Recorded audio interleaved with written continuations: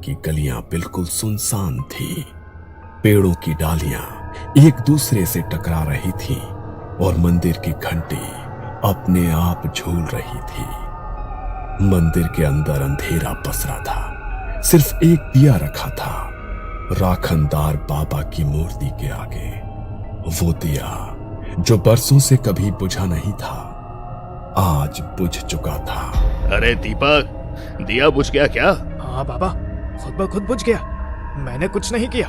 अरे बाप रे, ये शुभ नहीं है। राखनदार कभी बिना संकेत के नहीं सोता। बाबा देखो ये क्या है, मूर्ति के पास राख गिरी हुई है, जैसे किसी ने हाथ रखकर झाड़ दी हो। राख? मूर्ति के पास राख? हे देवा, ये तो अनर्थ का संकेत है। बाबा हवा अंदर कैसे आ रही है? दरवाजा तो बंद था। कभी कभी जब देव जागते हैं तो अजीब चीजें होती हैं। उसी वक्त गांव के पश्चिमी किनारे से एक भयानक चीख सुनाई दी। बचाओ, कोई है क्या? गणेश राव और दीपक दोनों उछल पड़े। विट्ठल के घर की दिशा से आई है ये आवाज। चलो बाबा जल्दी। दोनों भागते हुए गांव के किनारे पहुंचे। लोगों की भीड़ पहले से ही वहां जमा थी। विट्ठल की पत्नी सोनाबाई जमीन पर बैठी रो रही थी। कोणीतरी आमच्या घरी आले होते। अरे दरवाजा तोड़ रहे, क्या हुआ अंदर? दरवाजा तोड़ा गया। अंदर विट्ठल फर्श पर पड़ा था, शरीर अकड़ा हुआ, आंखें फटी हुई। उसके होठों पर राख के निशान थे। दार ठकठक झाले तो खिडकीतून आत पाहत होता। मग तो मंदिराच्या दिशेला गेला आणि परत आला नाही। शायद सांप काटा होगा। अरे नहीं, देख उसके नाखून काले हैं। सांप नहीं, कुछ और है ये।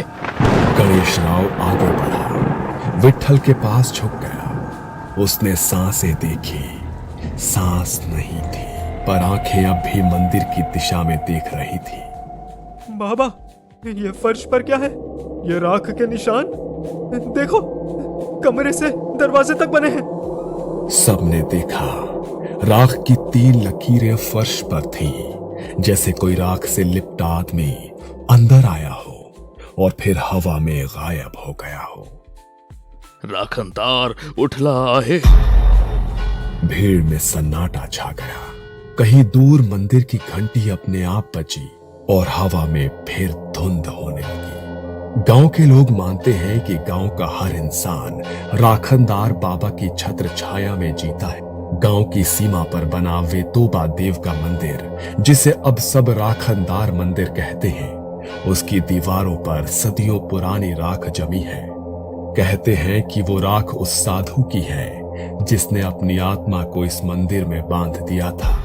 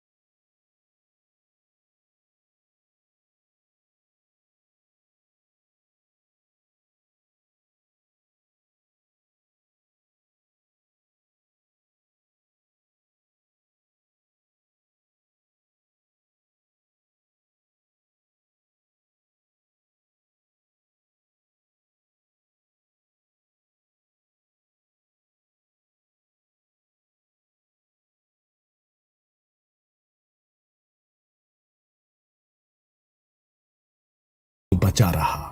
राखनदार जाग गया था। सालों तक ये परंपरा चलती रही, पर फिर इस बार गांव में नए सरपंच बने शंकर राव पाटिल, शहर में पढ़े लिखे खुले विचारों वाले इंसान। अरे अब ये बकरे काटने की बातें बंद करो, ये सब अंधविश्वास है। आज के जमाने में हम रक्त नहीं बहाएंगे।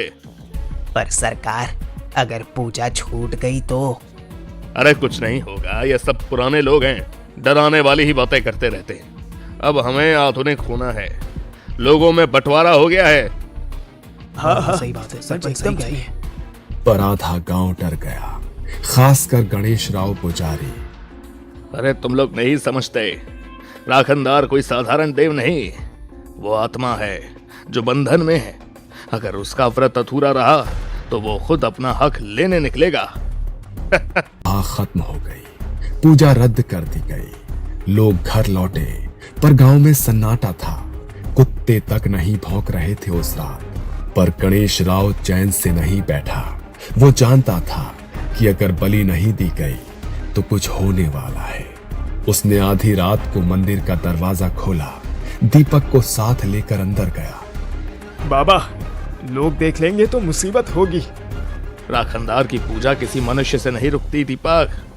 अगर लोग भूल गए हैं तो भी उसका क्रोध नहीं रुकेगा।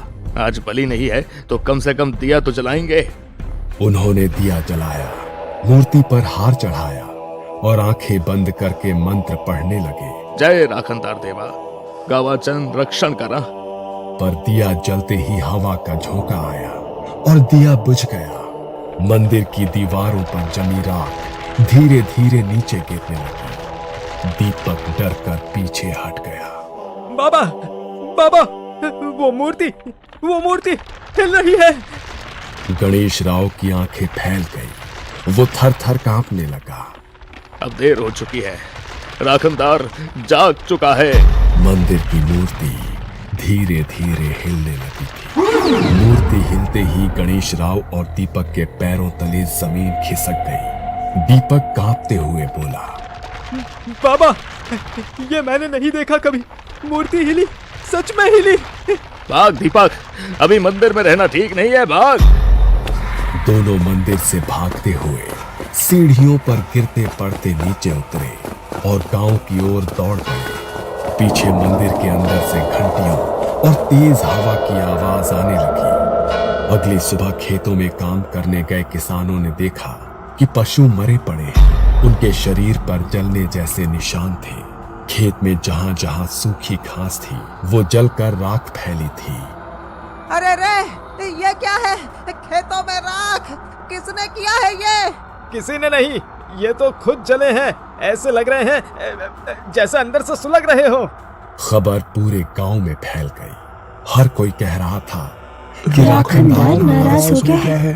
तब से रातें और भी डरावनी होने लगी। गांव के बीच वाले कुएं से रात में कदमों की आवाजें आती, धीमी, गीली, छपक छपक, जैसे कोई पानी से बाहर निकलकर चल रहा हो। कल रात मैंने देखा कोई आदमी कुएं के पास खड़ा था, लेकिन जब पास गई तो वहां कीचड़ जैसी राख पड़ी थी। बस कोई कुछ नहीं समझ पा रहा था। लोगों ने सरपंच शंकर राव के घर जाकर कहा, अब पूजा करनी पड़ेगी सरकार, वरना गांव नहीं बचेगा। पर शंकर राव अब भी हंसता रहा। कुत्ते मर गए, गाय मरी तो उसमें भी भूत देखोगे? कुछ नहीं है ये, डॉक्टर को दिखाओ। अगली रात दीपक और गणेश राव मंदिर के बाहर चबूतरे पर सो रहे थे, क्योंकि डर के मारे अंदर जाना बंद कर चुके थे। आधी रात को अचानक मंदिर के अंदर घों घों आवाज आई, जैसे कोई गुर्रा रहा हो। दीपक चौंक कर उठा। कौन है वहां? बाबा, बाबा, आप सो रहे हो क्या? कोई जवाब नहीं। वो उठकर इधर उधर देखने लगा। अचानक फिर मंदिर की घंटियां अपने आप बजने लगी। दीपक का दिल जोर जोर से धड़कने लगा। वो कांपते कदमों से मूर्ति के पास गया और जैसे ही उसकी टॉर्च की रोशनी मूर्ति पर पड़ी, उसकी आंखें फटी की फटी रह गई। मूर्ति की आंखों से लाल तरल जैसा कुछ बह रहा था, जैसे खून, पर वो गाढ़ा था। मूर्ति पर अब भी वैसी ही दरारें पड़ी हुई थी। बा, बाबा बाबा उठो, जल्दी उठो। गणेश राव नींद से हड़बड़ा कर उठा। क्या क्या हुआ दीपक? देखो बाबा, मूर्ति के आंखों से कुछ बह रहा है। गणेश राव को आंखों पर भरोसा नहीं हो रहा था। उसने झट से पूजा की थाली उठाई, मंत्र पढ़ने लगा और दिए जलाने लगा। पर तभी तेज हवा बहने लगी और दिया जल ही नहीं रहा था। ए राखनदार देवा, शांत हो, हम ही बिसर लो नाही। अचानक मंदिर में धूप बत्ती अपने आप जल उठी और उसी वक्त मूर्ति के पीछे की दीवार से भारी और गहरी आवाज आई। माझं व्रत अपूर्ण राहिलं आहे। दीपक वहीं जमीन पर बैठ गया। उसका शरीर सुन्न हो गया। गणेश राव की सांसें रुक गई। गांव की हवा बदल चुकी थी। हर रात कुछ ना कुछ घटता था। पहले लोग सोचते थे कि ये अफवाहें हैं, लेकिन अब लगातार 3 रातों में कोई ना कोई गायब होने लगा। तब सबके चेहरों पर डर साफ साफ दिखने लगा था। एक शाम गांव के किनारे बसे अंबाजी के खेत से चीख की आवाजें आई। जब लोग पहुंचे तो अंबाजी की लाश अधमरी हालत में मिली। आंखें पूरी सफेद, चेहरा राख से भरा और छाती पर ऐसे लग रहा था जैसे किसी ने जोर देकर दबाया हो। सुबह होते होते ये खबर पूरे वेरोली में फैल गई। लोगों ने मंदिर की सीढ़ियां धोकर पूजा की कोशिश की, पर जैसे ही किसी ने दरवाजे के पास दीपक जलाया, हवा इतनी तेज चली कि लौ एकदम बुझ गई, अपने आप बजने लगी। हर बार जब घंटी बजती, गांव के किसी कोने में एक और अनहोनी घटती। अब गांव 2 हिस्सों में बंट गया था। कुछ लोग मंदिर को हमेशा के लिए बंद करने की बात करने लगे। ये सब उसी आत्मा का श्राप है। अगर मंदिर बंद कर दिया जाए तो शायद सब शांत हो जाए। अरे मूर्खों, उसे बंद करोगे तो वो दीवारें तोड़ देगा। राखनदार कोई देव नहीं है, वो बंधन में बंधी शक्ति है। उसे पूजा से शांत किया जा सकता है, ताले से नहीं। कई लोग घबराकर पीछे हट गए, पर कुछ युवकों ने विरोध किया। अब ये सब अंधविश्वास है बाबा, अब इस गांव में बलि नहीं होगी। गणेश राव ने गहरी सांस ली और बस इतना कहा, अगर इस बार व्रत अधूरा रहा तो वो अपने हिस्से का रक्त खुद लेगा। अगली सुबह सुभाष की पत्नी ने अपने दरवाजे पर राख से बने 3 हाथों के निशान देखे। धीरे धीरे रातें और लंबी लगने लगी। कुएं के पास अजीब आवाजें, खेतों में डरावने साए और हवा में राख की गंध से और भी भारी हो गई। सरपंच की मौत ने पूरे वेरोली गांव को हिला दिया था। अब सबको यकीन हो गया था कि राखनदार क्रोधित हो चुका है। गांव में सन्नाटा था। दिन में भी लोग दरवाजे बंद रखते, बच्चे तक खेलना भूल गए थे। तभी दोपहर को गणेश राव पूरे गांव में घूमने लगा। अब अगर हम चुप बैठे रहे तो राखनदार सबको ले जाएगा। आज रात सब लोग मंदिर चलो, उसके सामने माफी मांगनी होगी। बाबा, अब कौन जाएगा उस मंदिर में? वहां तो उसकी परछाई घूमती है।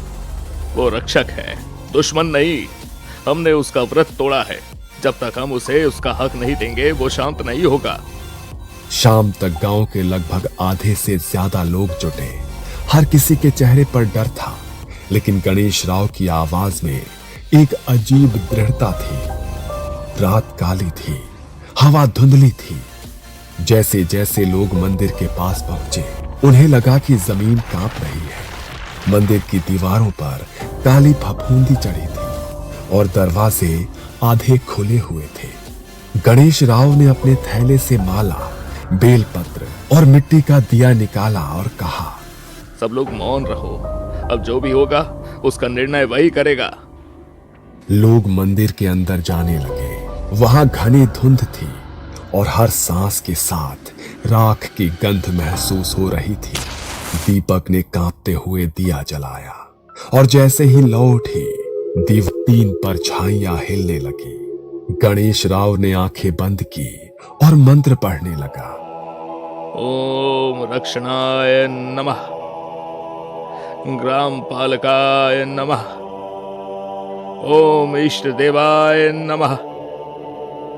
दीपक ने माला उठाकर मूर्ति के गले में डालने की कोशिश की, लेकिन तभी तेज हवा ने उसे जैसे धक्का दिया और दीपक पीछे गिर पड़ा और मंदिर की घंटियां अपने आप बजने लगी। मूर्ति के सामने एक काली परछाई धीरे धीरे आकार लेने लगी। वो इंसान से ऊंचा, राख से सना और उसकी आंखें अंगारों जैसी लाल थी। हाथों में त्रिशूल, माथे पर भभूत की रेखाएं। उसने भारी आवाज में कहा, तुम्ही माझं व्रत तोडलं। लोग पीछे हट गए। औरतें चीखने लगी। गणेश राव कांपते हुए आगे बढ़ा और कहा, बाबा, हमें माफ कर दो, हमसे भूल हो गई है। राखनदार की परछाई ने हवा में त्रिशूल घुमाया। हवा में धुंध हुई और दीवारों पर पुराने साए दिखने लगे। एक साधु जो मंत्र पढ़ रहा था, चारों दिशाओं में आग की रेखाएं और गांव के चारों सिरों पर बांधी गई आत्मा। दीपक का शरीर कांपने लगा। उसकी आंखें पलट गई। गणेश राव ने देखा कि राखनदार की आत्मा अब दीपक के शरीर में प्रवेश कर चुकी है। दीपक के अंदर राखनदार की आवाज गूंजी, सदियों पहले इस गांव पर महामारी आई थी, तब मैंने अपना प्राण इस भूमि में बांधा था। मेरा रक्त, मेरी आत्मा इस गांव की रक्षा करते हैं, पर तुम्हारे अहंकार ने मेरा व्रत तोड़ा। हर आषाढ़ी पूर्णिमा को मेरे व्रत का रक्त दो, मेरा रक्षण कार्य जारी रखो, वरना ये गांव मिट जाएगा। गांव वाले डर से सिर झुकाए खड़े थे। गणेश राव ने कांपते हुए जवाब दिया, हम वादा करते हैं बाबा, अगली आषाढ़ की पूर्णिमा को हम व्रत पूरा करेंगे। आपकी पूजा, आपकी बलि सब वैसे ही करेंगे जैसे सदियों से करते आए हैं। वचन निभाओ, नहीं तो राख तुम्हारे ही रक्त से बनेगी। जैसे ही ये कहा, दीपक जमीन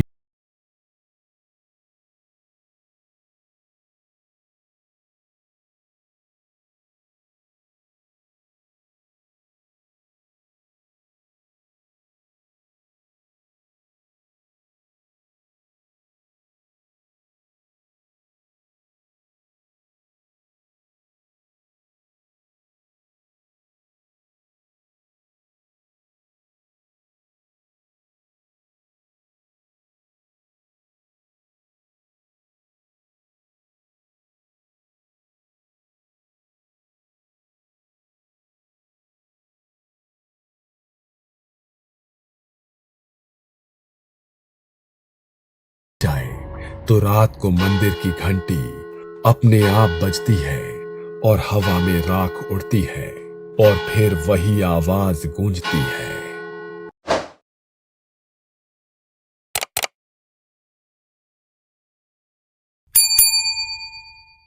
Subscribe.